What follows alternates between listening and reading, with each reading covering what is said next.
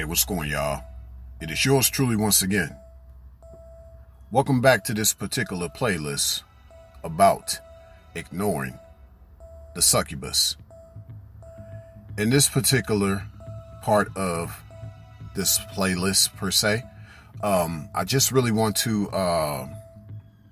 talk more or less about the difference of really what it's like for a woman to run into the spirit of the succubus versus when the typical female runs into the spirit of the succubus. The reason why it is so important to distinguish female behavior from woman behavior has a lot to do with how the spirit of the succubus will get involved, or where that spirit will hide. The stages of the feminine gender is from girl to female to woman. The female stage represents the adolescent years, from innocence to adolescence. However, adolescence doesn't necessarily mean guilty. No, adolescence does not necessarily mean guilty. And the level of the feminine gender's innocence as a girl will determine how she evolves during her adolescent years. Will she go beyond her adolescent years and become a woman, or will she remain stagnant in her adolescent years and remain a female? One can argue that there are more females in this world than women, and a lot of females have remained in their current state because they have the spirit of the succubus, knowingly and unknowingly.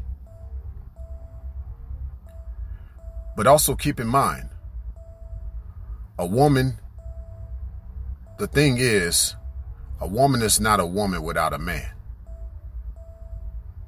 Basically, what I actually meant to say is, a female cannot become a woman without a man.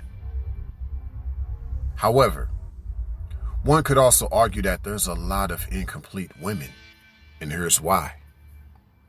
See, if you get into a scenario when a woman encounters the succubus, she could easily get tempted if she's not spiritually strong, or if she's not remaining close to the side of the man that's in her life, if she's not standing by that man's side. This will result in her having a stunted growth, hence the term incomplete woman. So technically, this could mean that she has a man around, but she's got a loose few screws. It could also mean that, she could have a few loose screws, or she's not staying close to that man's side. So basically I just added more to the whole incomplete woman aspect of things. Whether she stays far away instead of staying close to the man in her life, or she's around but she's just got a few loose screws. But nevertheless, all this can play an important factor in regards to how she keeps having this succubus spirit on her. Now, one thing I want y'all to also think about is, a lot of times with a real woman that isn't like a typical female, is that her story often falls on deaf ears, because most of these types of feminine genders got an extensive track record. So let's say if she is a real woman, but not a typical female, but she's been going from man to man, well, that makes you an incomplete woman. When you constantly go from one man to another man, you put yourself in a vulnerable position, sweetie.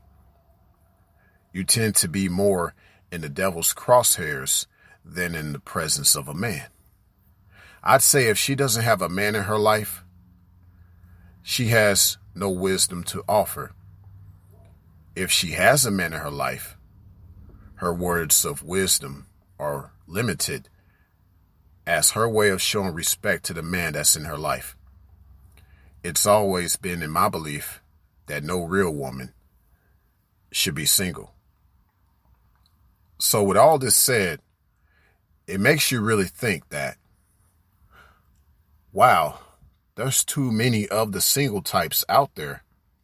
Well, chances are they've been around the succubus spirit, knowingly or unknowingly. Signing out.